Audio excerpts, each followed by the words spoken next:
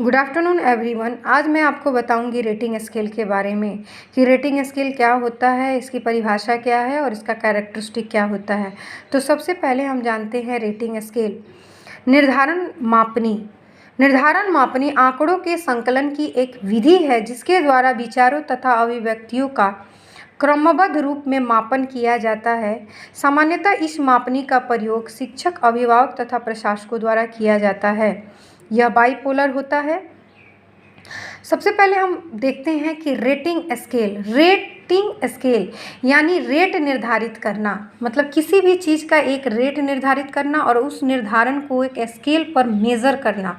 तो रेट हो गया आपका मूल्य और उसका निर्धारण। तो मूल्य का निर्धारण आपका रेटिंग स्केल कहलाएगा। जैसे कि इसके द्वारा, जो रेटिंग स्केल द्वारा होता है, इसके द्वारा हम किसी भी संस्था, व्यक्ति या वस्तु के बारे में कोई भी निर्णय लेते हैं। जैसे कि किसी भी संस्था के बारे में आपको, मान लीजिए कहीं एडमिशन लेने जा रहे हैं, तो कोई ऐसा इंस्टीट्यूट है जहाँ पे आपको एडमिशन लेना है, तो आप ऐसे इंस्टीट्यूट का सिलेक्शन करेंगे जहाँ का रिज़ल्ट बहुत बेटर रहा है। तो रिज़ल्ट के बेस पे आप उसका गुण का आकलन करेंगे कि रिज़ल्ट अच्छा है यानी वो इंस्टीट्यूट अच्छा है। तो रिज़ल्ट के बेस पे आपने उसके गुण का आकलन किया।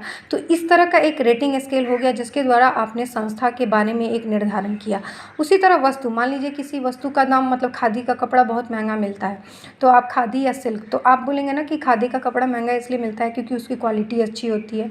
तो एक आपने रेट निर्धारित कर लिया है, अगर खादी का कपड़ा है तो उसका दाम अच्छा है यानी उसकी क्वालिटीज़ भी अच्छी होगी, ठीक है। और इसका नेचर जो होता है बाइपोलर होता है। अब बाइपोलर का मतलब द्विध्रुवीय होता है। जब किसी भी संख्या के बारे में, किसी के बारे में, अब जैसे हमने बताया सिल्क का कपड़ा, तो सिल्क का कपड़ा और उसका क्वालिटी हमने निर्धारित कर लिया कि उसका एक मूल्य है। अगर सिल्क का कपड़ा का दाम बहुत ज़्यादा है तो उसकी क्वालिटीज़ अच्छी होगी, तो मूल्य को हमने उसकी क्वालिटीज़ से निर्धारित कर लिया। तो ये हमारा बाइपोलर नेचर हो गया। इस विधि में शिक्षा मनोवैज्ञानिक बालक या बालकों के व्यवहार की व्याख्या एक दिए हुए वर्ग मापनी, मतलब कैटेगरी स्केल पर किसी स्वाभाविक परिस्थिति में, जैसे वर्ग में या खेल के मैदान में करते हैं। अब इसका हम डेफिनेशन देखते हैं। बेस्ट के अनुसार निर्धारण मापनी किसी वस्तु के सीमित बेस्ट के अनुसार निर्धारण मापनी किसी वस्तु के सीमित पक्षों अथवा व्यक्ति के गुणात्मक विवरण प्रस्तुत करती है। यानी रेटिंग स्केल जो होता है किसी वस्तु के सीमित पक्ष का करेगा। ऐसा नहीं है कि उसके बहुत सारे गुण। अब जैसे कि हमको एक लड़की के बारे में पता करना है, क्लास में एक स्टूडेंट है, तो उसके बारे में वो अच्छी है या बुरी है। तो वो अच्छा है, एकेडमिक में अच्छी है कि नहीं, तो उसके लिए हम सीमित पक्ष हमारा निर्धारित हो जाता है। उसके सीमित पक्षों का निर्धारण करते हैं और उसका गुणात्मक जानते हैं कि वो कैसी है, वो पढ़ने में अच्छी है या नहीं है। तो उसका एक निर्धारण कर लेते हैं। 10 में अगर मान लीजिए एक क्लास में कोई स्टूडेंट है, 10 स्टूडेंट है नेहा, और नेहा को अगर 10 नंबर आता है तो अच्छी है और 10 से कम आता है तो अच्छी नहीं है, ठीक है। उसके बाद करलिंगर के अनुसार निर्धारण मापनी वह उपकरण है जिसमें निर्धारक अथवा निरीक्षक यानी जो ऑब्जर्वर होता है वो मूल्यांकन वस्तुओं को श्रेणी में रखता है अथवा सत्यता पर उन्हें संख्यात्मक स्वरूप प्रदान करता है। कैटेगरी में रखता है। कैटेगरी में कैसे रखेगा?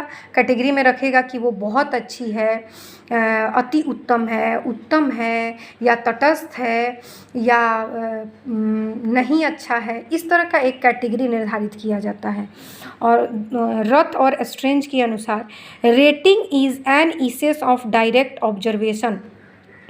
रेटिंग जो होता है वो पूरी तरह से किस पे डिपेंड होता है? ऑब्जर्वेशन पर। अगर हम ऑब्जर्वेशन करते हैं तो उसका रेटिंग करते हैं, ठीक है। अब दूसरा चीज़ हम आ जाते हैं कि किसी भी निर्धारण मापनी के द्वारा किसी विषय में किसी छात्र का निर्धारण कैसा रहा उसके लिए निम्न मानदंडों का प्रयोग किया जा सकता है। जैसे कि परफॉर्मेंस है, सर्वोत्तम है, अति उत्तम है, सामान्य से निम्न है, और संतोषजनक है या अत्यंत संतोषजनक है। ये हम किसी क्लास में अगर जाते हैं तो परफॉर्मेंस का निर्धारण इस बेस पे कर सकते हैं, रेटिंग प्रदान करते हैं, ठीक है। अब कैरेक्टरिस्टिक ऑफ रेटिंग स्केल पे जाते हैं। निर्धारण मापनी वर्णनात्मक तथ्यों की संख्यात्मक अथवा परिमाणात्मक रूप में व्याख्या करती है।